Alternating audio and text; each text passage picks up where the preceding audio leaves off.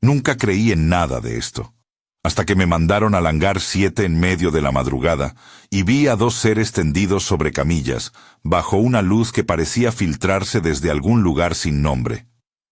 Trabajo en la base desde hace años. Crecí en una parroquia más que en una escuela. Aprendí a rezar con las manos manchadas de aceite de motor y a desconfiar de las historias que suenan a película. Siempre pensé que las cosas extraordinarias sucedían en los libros o en la tele, no en el frío seco del norte, con el aire que raspa la garganta y un zumbido que nunca deja de sonar en los muros metálicos. Esa noche aún llevaba la chaqueta del taller. Había recogido al chico del entrenamiento y lo había dejado dormido en el asiento trasero de la camioneta. Antes de salir, le di un beso en la frente a mi esposa. Le dije que volvía temprano, que eran solo unas horas. Si me hubieras dicho entonces que volvería a la madrugada con la cabeza llena de voces que no eran humanas, te habría mirado con la paciencia de quien escucha una broma mala. Pero así fue. Me llamaron a las 3:30. Un operador de guardia dijo sin rodeos: Hangar 7, movimiento autorizado, urgente. Nada más. Mi primera intención fue ponerme el uniforme y rezar mentalmente para que no fuera nada grave. Ser hombre de fe no me convirtió en crédulo. Al contrario, me hacía buscar explicaciones sencillas. Algún experimento, equipo nuevo, una falla que explicar. Lo lógico. Si alguna vez sentiste algo que no puedes explicar, escribe en los comentarios: yo también lo sentí. No estás solo. La entrada al hangar fue como entrar a la boca de una bestia dormida. Calor artificial que golpea en ráfagas, luces que parpadean, el olor a metal y aceite mezclado con algo que no supe nombrar, como si el aire tuviera memoria de otros mundos. Había soldados, por supuesto. Siempre hay soldados. Los rostros eran líneas duras, ojos que miran rápido, como midiendo si estás con ellos o contra ellos. El capitán Hernández me esperaba cruzado de brazos, con la gorra inclinada como si quisiera ocultar el cansancio. «Rápido», dijo. «Entrégate a la orden y mantén la boca cerrada». No me dio tiempo para protestar. En su voz no había ira, solo la fría eficacia de quien sabe que el secreto debe permanecer entero. Cruzamos un pasillo lateral, nosotros dos, y en la penumbra el zumbido cambió de pitch. Se volvió más profundo, como si el hangar respirara. Al fondo, 2 campos de luz, 2 camillas, 2 figuras envueltas en telas blancas que no parecían tela del todo, como membranas. Podría decir que la piel era pálida. Podría decir que parecían niños gigantes, y a la vez no decir nada de eso y contar lo que mi mente registró una y otra vez. Ojos negros que no reflejaban, sino que absorbían, y un rostro que no parecía querer estar allí, pero tampoco estaba ausente. Me acerqué con el paso que me enseña el deber, con cuidado. El silencio era absoluto, salvo por ese zumbido y un murmullo en las entrañas del hangar, como maquinarias muy viejas procesando algo lento. Lo que pasó después no se parece a nada que pueda poner en una radiografía. No hubo palabras en voz alta. No hubo un idioma que pudiera escribir en mi libreta. Lo que sentí fue una presencia que se deslizó dentro de mi cabeza como agua en una jarra. Fría, clara y sin bordes. No era invasión. No sentí violencia. Fue como si alguien prendiera un foco dentro de mí, y por un instante la oscuridad dejara de tener densidad. Una voz, y digo voz, porque esa es la única palabra humana que se le acerca, dijo: «No tengas miedo». Lo recuerdo con la nitidez de lo imposible. No estoy inventando. No tengo pruebas en metal o fotos que mostrar. Solo tengo ese timbre en la cabeza y la forma en que mis piernas buscaron el suelo. «No tengas miedo», repitieron, y había una insistencia que no era mandatoria ni dulce. Era una declaración de hecho, como cuando alguien te indica la puerta correcta. Me quedé inmóvil, la mano apoyada en la baranda de la camilla, sintiendo la vibración de algo que parecía antiguo. Seguí abierto a lo que viniera, porque no tenía la alternativa inmediata de huir. Un técnico me sujetaba el brazo con una fuerza sutil. Me dejaron mirar, no tocar. Y entonces escuché claro y directo: buscamos el alma. Esa frase, simple, golpeó todo lo demás. Si había venido por equipamiento, por energía o por alguna anomalía física, quedaba atrás. Buscaban algo que los humanos solemos nombrar con religiones distintas, con filosofía o con miedo: alma. Según lo que me dijeron, y recalco que lo cuento como lo escuché, no como ley, su especie, en algún punto, había perdido algo que los humanos todavía conservaban: una chispa que permitía recordar la fuente. No dijeron Dios con ese nombre. Hablaron de una fuente, de una luz que no es propiedad de ninguna iglesia. Eso me desconcertó porque, hasta entonces, la única fuente que conocía era la del agua bendita y las lecturas en voz alta del domingo. Lo que me transmitieron no era una lección teórica, era memoria emotiva. Me volví a mi infancia en una fracción de segundo. El olor al pan en la cocina de mi madre, los rezos en la noche cuando la lluvia golpeaba el techo, la mano de mi padre temblando en la mía. Me mostraron, no con imágenes, sino con sensación, cómo la cualidad que llaman alma se siente en los gestos pequeños. Perdonar sin que te lo pidan, dar la última porción de pan, asomar la cabeza cuando otro necesita compañía. Dijeron que eso era valioso para ellos, algo que los que venían de lejos buscaban entender o recuperar. Y ahí, en la penumbra del hangar 7, dijeron algo que, si lo aceptas como posibilidad, desordena muchas estanterías. Según ellos, Jesús fue un humano que, a través de una expansión de conciencia, llegó a encender esa chispa hasta un punto que lo hizo ver con una claridad que otros no pueden sostener. No pronunciaron Jesucristo en el sentido dogmático. Hablaron de un maestro que enseñó sobre amor, perdón y reintegración con la fuente. Lo que oí fue algo como: mostró el camino de regreso. Frente a lo que escuchaba, sentí una mezcla de reverencia y alarma. Reverencia porque las palabras coincidían con lo que yo había creído. Alarma porque la forma en que lo describían no encajaba con las imágenes de iglesias, con los dogmas rígidos que yo había visto crecer en las paredes. Dicen que los místicos de todas las tradiciones tocan la misma melodía. Y esa noche, en el hangar, la melodía se tocó con un timbre fuera de mi repertorio. Me dijeron cosas sobre la muerte que sonaron a liberación y no a sentencia. Que la muerte es una transición. Que el infierno no es un lugar de fuegos eternos, sino un estado de conciencia. Una condición en la que el alma se agrupa a su propio dolor y no ve la salida. Infierno lo dijeron como una definición psicológica, no como una sala en el universo. Para alguien criado en sermones que hablaban de castigo eterno, eso fue como recibir una carta escrita en otro idioma por alguien que comparte palabra por palabra tu infancia. No quiero que esto suene a herejía ni a ataque.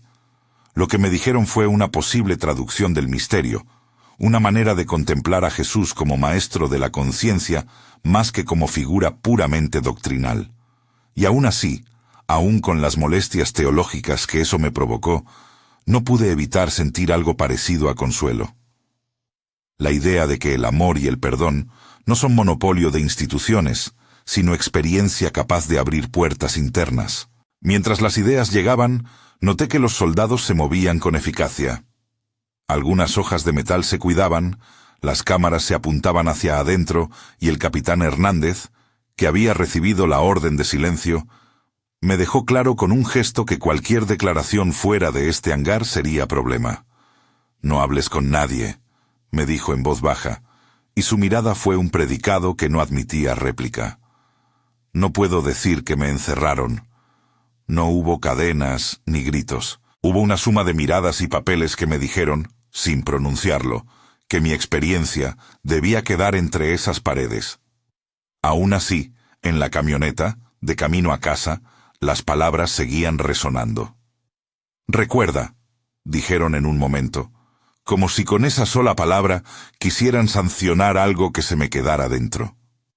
No sé exactamente qué debía recordar. Quizá los gestos pequeños, quizá la manera de respirar antes de hablar, quizá que las etiquetas humanas no abarcan todo lo visible.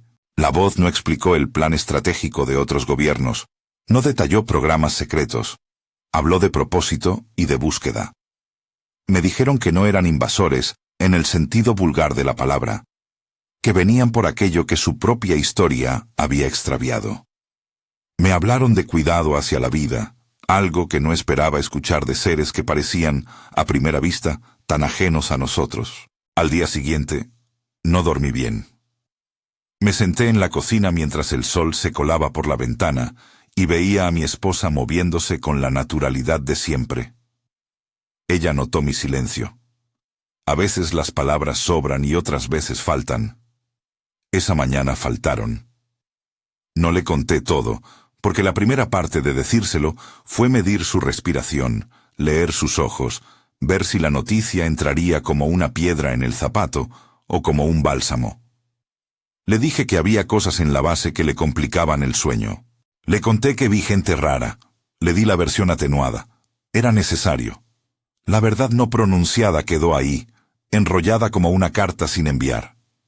Nuestro hijo dormía aún. Su rostro de niño era un recordatorio de lo que estaba en juego para mí. Proteger, amar, no sembrar terror con palabras que podrían fracturar la vida familiar. Los días siguientes fueron un aprendizaje forzado. Volví al trabajo con las manos en los bolsillos, con la cabeza clavada en un silencio que me pesaba como plomo. El capitán Hernández me miraba de reojo. Hubo preguntas que no fueron formuladas y órdenes que se dieron en el idioma del papel. Reposo, decía uno de los informes, y la orden médica venía con una receta. Descanso, control psicológico, medicación en caso de insomnio. Médicos me hablaron con un tono que pretendía ser neutral y dijo, posible choque traumático, como quien etiqueta una caja para almacenamiento. Salí de la consulta con pastillas en la bolsa y una instrucción clara. No discutir, no divulgar. Me pidieron que firmara un documento, una declaración que se leía como una camisa de fuerza administrativa. Firmé porque mi pulso no me dejó otra opción. Firmé por el peso social de la palabra responsabilidad y por el miedo a perder más que lo que tenía. Mi familia, mi reputación, mi vida sencilla. Esa firma fue el comienzo de la grieta. No la grieta de todo lo que vendría después, pero sí la primera rendija que dejó entrar la duda como agua. ¿Cómo se integra una vivencia de esa naturaleza con la fe que te formó? ¿Cómo decirle a un sacerdote que dos voces no humanas te hablaron sobre el alma y Jesús sin que suene a delirio? Caminé por semanas con esa cuestión anclada en el pecho. Me acercaba a la iglesia, escuchaba la campana y sentía que pertenecía a dos mundos que no siempre hablan el mismo idioma. A la vez, se despertó algo curioso en mí, una necesidad de buscar. No por la curiosidad morbosa de quien quiere pruebas, sino por la necesidad humana de sentido. Empecé a leer cosas que antes me parecían marginales. Textos gnósticos, fragmentos de místicos que hablaban de interioridad, cuentos sueltos sobre Budas que enseñan el desapego. No lo hice para confirmar una teoría. Lo hice para armar un marco en el que mi experiencia pudiera no ser la excepción absurda, sino una posibilidad entre muchas. Encontré palabras que me abrazaron. Chispa. Recuerdo. No tengas miedo. Las frases se repetían como un eco que necesitaba darle forma. En casa la tensión fue creciendo. Mi esposa tenía miedo de perderme por dentro, y yo, de perderla por fuera. Hubo noches en las que la distancia era un muro silencioso. Ella, con la esperanza de que lo que me incomodaba fuera pasajero. Yo, con la sensación de que algo en mí había cambiado para siempre. El niño, ajeno a la complejidad de los adultos, seguía pidiendo que le arreglara la bicicleta. Y eso, De alguna manera, fue medicina. En la tarea de mantener las pequeñas rutinas, hallé fragmentos de humanidad que nadie ni nada podía patentear. A pesar de todo, no me volví un predicador de la verdad alternativa. No puedo decir que me convertí de la noche a la mañana. Lo que sí ocurrió fue que algo se fue fracturando en mi vida laboral. Mi trabajo en la base dejó de ser neutral. Las órdenes, las paredes y las cámaras me recordaron diariamente que hay cosas que importan a otros más allá de los afectos personales. Yo guardé silencio, pero dentro algo germinaba. Un amigo, contactado por una cadena de rumores que se filtró en la base, me acercó un nombre: Grupo de Contactados. Lo pronuncié como quien pronuncia una palabra de la que se desconoce la raíz. La sola posibilidad de hablar con alguien que, de forma privada, también había tenido encuentros, me dio miedo y alivio. Miedo de encontrar confirmaciones que me hicieran desencajar del todo. Alivio por la posibilidad de pertenecer a algo que no estuviera marcado por sellos oficiales. Una noche, en el taller de la casa, mientras reparaba una vieja radio, tuve el sueño que todavía hoy me persigue. Estaba en una sala amplia, rodeado de seres que no eran enteramente humanos ni enteramente lo contrario. Había una asamblea, y en el centro, una luz tan intensa que dolía. No era una luz que cega. Era una luz que llamaba. Sentí una mano, o lo que mi mente describió como mano, posarse en mi hombro y una voz más tenue que la del hangar, decir: plantaremos semillas. Mayen. Me desperté con la radio en mis manos y la sensación de que algo había quedado plantado en mí de forma irreversible. Todavía no pude integrar todo. La noche del encuentro quedó tatuada en mi memoria como una marca que no puedo quitarme con agua ni con sal. Las voces dentro del hangar me hablaron de alma y de Jesús. Me ofrecieron una lectura posible de lo que tantas personas llaman misterio. Salí del hangar con la orden de silencio y con un pedazo de verdad que no podía guardar solo. Estaba cambiante y lo sabía. Me prometí, sin saber cómo cumplir, que no permitiría que esa experiencia se convirtiera en un dogma o en una cacería de pruebas. Quería que fuera semilla, no bandera. El resto de la historia no cabe en una sola noche ni en un solo testimonio. Lo que vino después fue una anatomía de dudas, conflictos y pasos torpes hacia una nueva forma de creer o no creer. Pero esa es otra parte. Aquí, mientras dejo la luz de la cocina encendida y escucho al niño respirar, me quedo con la sensación de que alguna verdad pequeña se alojó en mi pecho y que debo, con cuidado, empezar a plantarla. Las siguientes semanas se asemejaron a una lenta operación de limpieza interna. Cada pensamiento pesado que traía del hangar parecía alojarse en rincones insospechados de mi vida y requería ser encontrado, nombrado y, si era posible, ordenado. No era que todo desapareciera. Más bien, aprendí a caminar con una carga que cambiaba de lugar. A veces me pesaba en el pecho, otras se me pegaba a la nuca como un susurro que no me dejaba concentrar. Fui al psicólogo que me recomendaron en la base. Hablé de insomnio, de flashbacks, de la rigidez de las órdenes. Hablé de las voces también, con cuidado, tanteando el terreno de lo clínico y lo inexplicable. El doctor anotaba, hacía preguntas concretas, ofrecía estrategias, respiración, horarios, evitar estimulantes. La medicina que me recetaron calmó la parte física del miedo, pero la medicina no tocó la pregunta más pesada. ¿Qué hago ahora con lo que me dijeron sobre el alma y sobre Jesús? Busqué refugio en la lectura, porque leer es una manera de poner un mapa alrededor de un territorio que parece extraño. Los textos gnósticos me resultaron como una serie de cartas escritas desde el costado menos visible de la historia cristiana. No canónicos, sí marginales, llenos de metáforas y de preguntas ardientes sobre el conocimiento interior. No los leí para usarlos como prueba, sino para escuchar voces que, desde distintos siglos y culturas, Habían tratado de nombrar esa chispa que me habían descrito en el hangar. Encontré en ellos palabras que resonaban con lo inmenso que había sentido. Recuerdo, semilla, conocimiento que salva no por dogma sino por experiencia. También leí a místicos que nunca encajaron bien en los estantes de ninguna iglesia. Mujeres y hombres que hablaban de silencio, de contemplación, de un amor que disuelve el juicio. Lesía y me sentía menos solo. En ese proceso apareció el padre Gustavo. Lo conocía vagamente por la parroquia del barrio. Lo había visto en funerales, en bautismos, a veces en la fila del mercado con una bolsa de naranjas. No fui a buscar a un teólogo para que me diera respuestas definitivas, sino a un hombre capaz de sostener la pregunta. Le conté a medias al principio. Probé la reacción con frases medidas, con misuradas dudas. Él me escuchó sin prisas, con las manos juntas sobre el regazo, como si también estuviera apoyando algo frágil. «No pretendes que te diga qué creer», dijo el padre Gustavo en algún momento, «sino que te acompañe a no perder de vista lo humano en medio de lo extraordinario». Fue un alivio. Con él pude nombrar el temor de perder el hilo con la comunidad de la que venía. ¿Cómo volver a la misa dominical sin que cada gesto pareciera sospechoso para mí?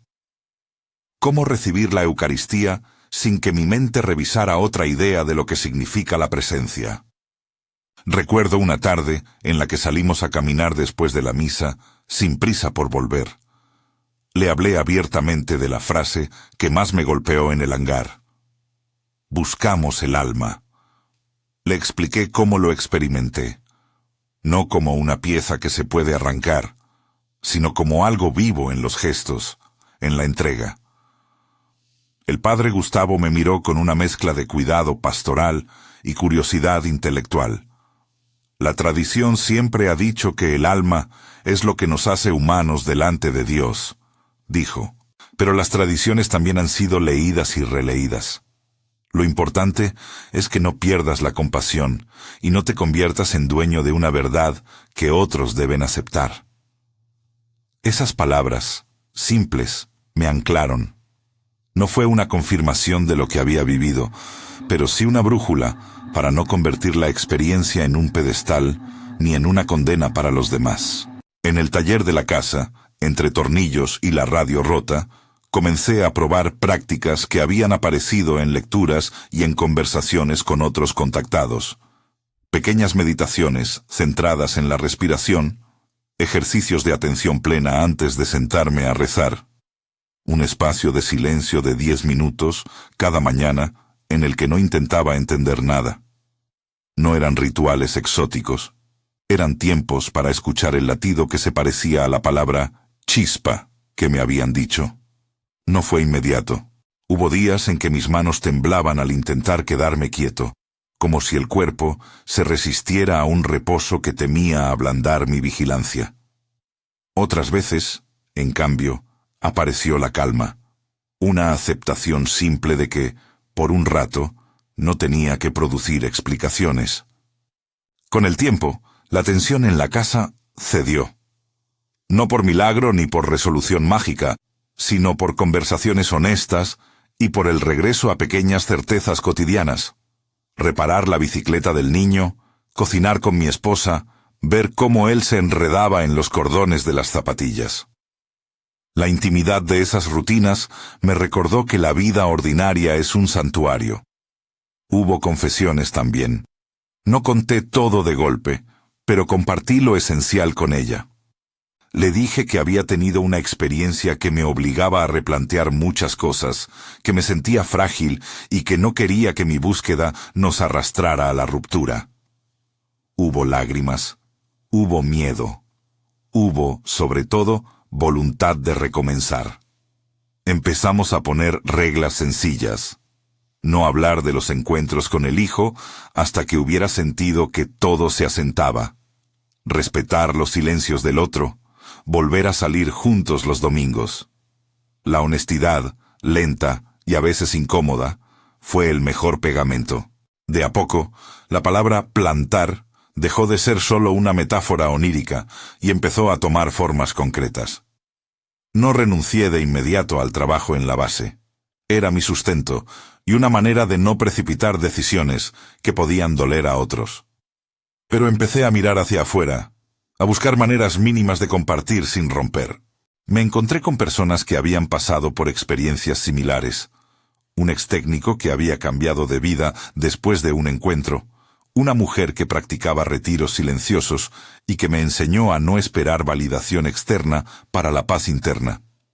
Nos reuníamos en casas, en cafés discretos, intercambiando relatos que nunca se grababan ni se ventilaban en lugares oficiales. Eran encuentros de reparación, de escucha, de intentar traducir lo que había ocurrido a un lenguaje que no criminalizara la experiencia ni la glorificara. Hubo, claro, la sombra de la censura. Rumores recorrían la base como un viento frío que te atraviesa sin que lo veas. Cámaras revisadas, informes que se cerraban rápido, conversaciones cortadas. En una ocasión me pidieron presentarme para una entrevista urgente. Fue una reunión breve, con personas que tuvieron la cortesía de usar tonos formales y la falta de cariño de quien no quiere abrir grietas. Me recordaron el documento que había firmado. Me enfatizaron la necesidad de discreción.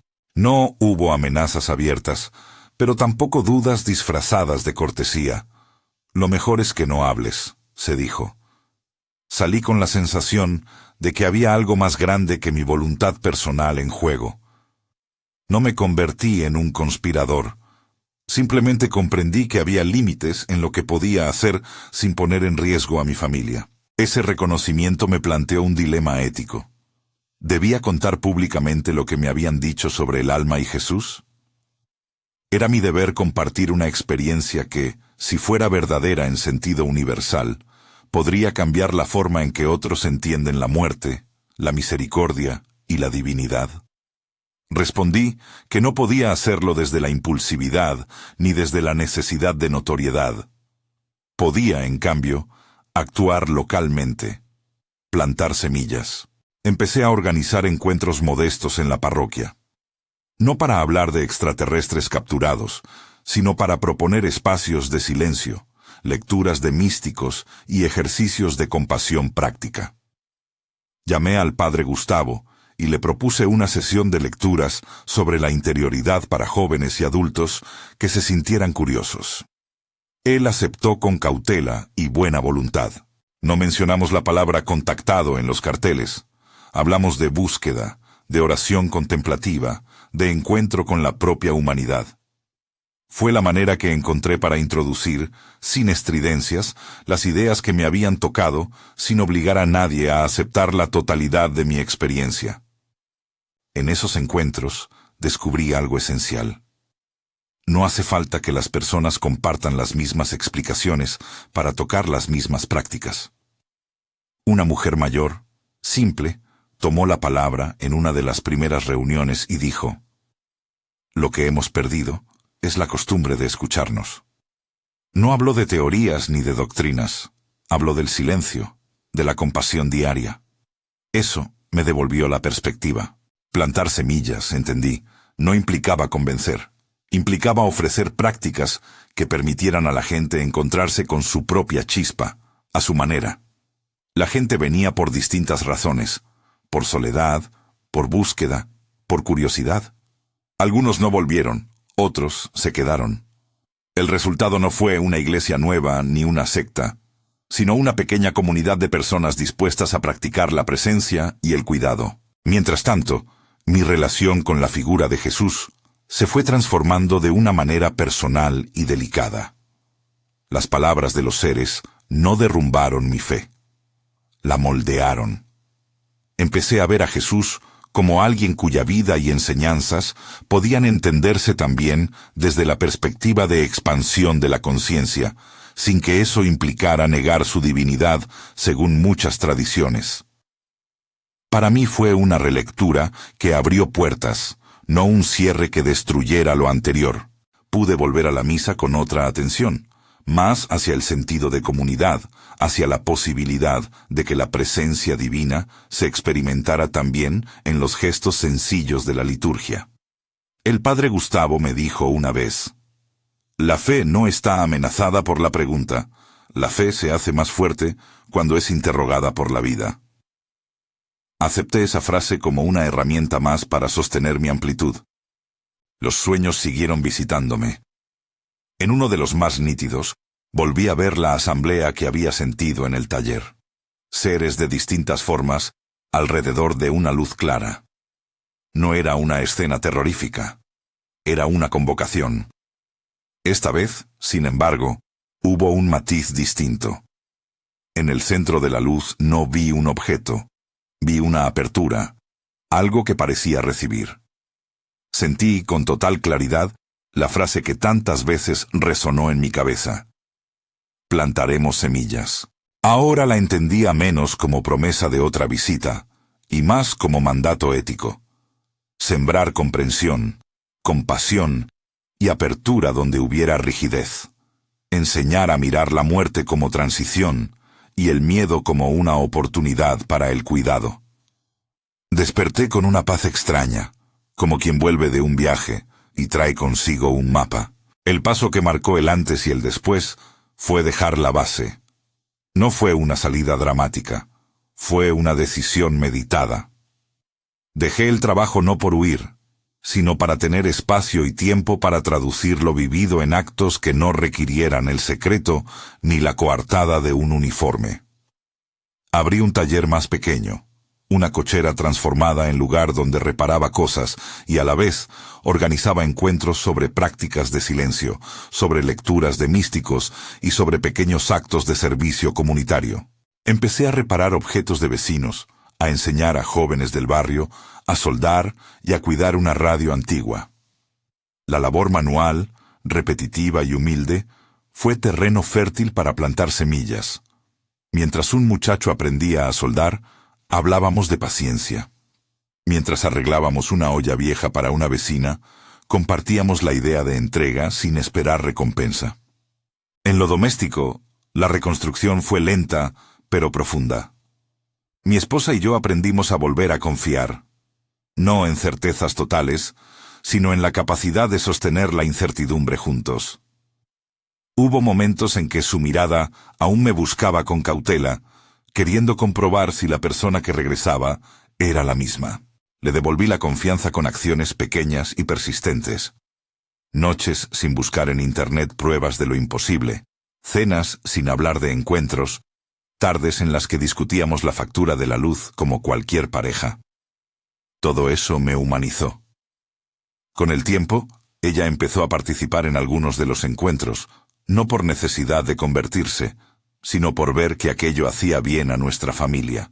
Verla sentada, con las manos en el regazo, escuchando silencios compartidos, fue uno de los consuelos más grandes. Aparecieron preguntas de todo tipo, por supuesto. Algunas gente me preguntaba si había sido manipulado, otros si había sido un montaje. Yo respondía con la única postura honesta que encontré. Esto me pasó a mí. No tengo pruebas. Solo puedo decir lo que sentí y lo que cambió en mí. Ese marco hizo que algunos me creyeran y otros se mantuvieran escépticos, lo cual está bien. La humildad epistemológica se convirtió en norma para mis conversaciones públicas. Cuando contaba la experiencia en un café o en una reunión comunitaria, siempre hacía el matiz obligado. Esto es mi experiencia. Ofrezco posibilidades, no certezas. Tuve también la oportunidad de compartir, con prudencia, parte de lo que me dijeron sobre el infierno como estado de conciencia. No lo presenté como una refutación teológica, sino como una invitación a revisar la manera en que tratamos el sufrimiento ajeno. En una charla en la parroquia, sugerí que el cuidado de los que sufren implica ofrecer acompañamiento que ayude a salir de redes mentales de autocastigo.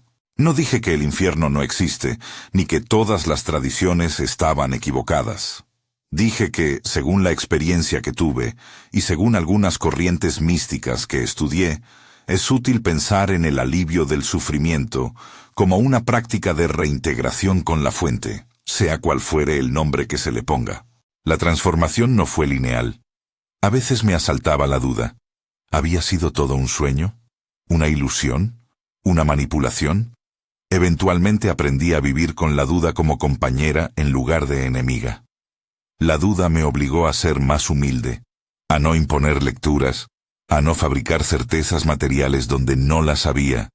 La vida cotidiana, la escuela del hijo, las facturas, los talleres, me mantuvo con los pies en la tierra. Y esa tierra fue la que permitió que la semilla que creció no fuera una bandera fanática, sino una planta modesta que resiste vientos y heladas. Una tarde, años después del primer encuentro, recibí la visita de alguien que en la base habían llamado el técnico. Un hombre que había trabajado en áreas de investigación y que había decidido dejar todo después de un evento que lo marcó. Se sentó en mi taller, observó las herramientas por un rato y finalmente dijo: «No vine a convencerte ni a pedirte pruebas. Vine porque lo que hiciste con tu experiencia me pareció honesto». No puedo explicar bien cómo me impactó escuchar eso. Había algo en su mirada que decía: «Hemos visto cosas, sí, pero la relevancia no está en lo que tenemos, sino en lo que hacemos con ello». Plantar semillas, dijo repitiendo la frase que tantas veces escuché en sueños, es en realidad el acto más subversivo, transformar miedo en presencia. Esa idea me acompañó hasta el punto de convertirla en la forma de la misión que pude sostener. No un movimiento, no un manifiesto, sino acciones pequeñas y repetidas que sembraran compasión. Enseñé a jóvenes a reparar radios como excusa para hablar de paciencia. Organicé comidas comunitarias donde la gente que pasaba por dificultades podía venir sin preguntas. Con el tiempo, la palabra semilla se volvió tangible. Pilas de panes que llevábamos a los ancianos. Un banco en la plaza pintado por voluntarios. Una sala de la parroquia que se abría para meditaciones guiadas. Nada espectacular. Mucho necesario. No puedo decir que todo en mi vida volvió a ser simple. Hubo noches en que la memoria del hangar me visitaba con fuerza y en que la presencia de aquellos ojos negros volvía a mí como un interrogante sin respuesta. Pero aprendí a acompañar esos momentos con prácticas que me sostenían. Silencio, oración, contacto con la comunidad, cuidado por los más vulnerables. Aprendí a compartir mi experiencia con la misma humildad con la que la había recibido. No como verdad que impongo, sino como semilla que ofrezco. Hoy, si vuelvo a esa madrugada en el hangar 7 y a las voces que me dijeron «no tengas miedo», siento que fueron el inicio de un proceso que me transformó por completo. No transformaron mi fe en algo reconocible a simple vista. La enriquecieron con preguntas que no había permitido antes. No me dieron un manual de cómo vivir ni promesas de certezas. Me dieron una invitación a mantener la humildad y la práctica constante del amor. Jesús, según lo que escuché, sigue siendo para mí una presencia que enseña a la compasión y al perdón. Verlo también como maestro de la conciencia no niega su historia ni las tradiciones que han sostenido a tantas personas, sino que ofrece otra luz desde la cual mirar su ejemplo. No tengo fotos ni pruebas que presentar. Tengo noches de insomnio que curé poco a poco, conversaciones en la madrugada con mi esposa, una comunidad de vecinos que ahora sabe escuchar, un hijo que aprendió a aceptar el misterio sin temor. Tengo, sobre todo, la convicción de que mi obligación ética no era gritar la experiencia en las plazas ni acumular seguidores, sino hacer lo que siempre me enseñaron en la iglesia, servir al prójimo, cuidar, acompañar y hacerlo desde la humildad. Plantar semillas, en definitiva, fue la forma más práctica de obedecer lo que en algún sueño o voz me fue sugerido. Si algo quiero compartir al final de esta historia, es esto. No hace falta probar nada para empezar a vivir de otra manera. Puedes no creer en lo que me pasó y aún así practicar la compasión. Puedes creer y no pedir pruebas a nadie. Para mí, la transformación fue completa porque afectó mi modo de estar con los demás, mi disposición a escuchar, mi capacidad de admitir que la vida es más amplia de lo que enseñan las estanterías. Por eso cuento esto, no para imponer interpretaciones ni para sustituir creencias ajenas, sino para ofrecer una posible semilla. Si esta historia te resonó, si hay algo en tu interior que vibra parecido, comparte en los comentarios lo que sientes. Si quieres más testimonios y reflexiones como esta, dale like y suscríbete. Comparte si conoces a alguien que necesite escuchar que la duda no es siempre enemiga y que a veces lo extraordinario puede traducirse en actos muy simples. Una comida compartida, un silencio ofrecido, una mano tendida. No tengo todas las respuestas. Solo sé que, por mi parte, elegí plantar.